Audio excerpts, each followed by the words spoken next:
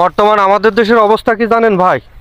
ছেলে মেয়ে হঠাৎ প্রেম করে, হঠাৎ পালিয়ে গিয়ে বিয়ে করে, হঠাৎ কয়েক বছর সংসার করে এবং কিছু বাচ্চা কাচ্চা হয় দু একটা, এরপরে আপনার ছাড়াছাড়ি পর্যন্ত হয়ে যায়। এটাও আবার হঠাৎ সিদ্ধান্ত, হঠাৎ সিদ্ধান্ত।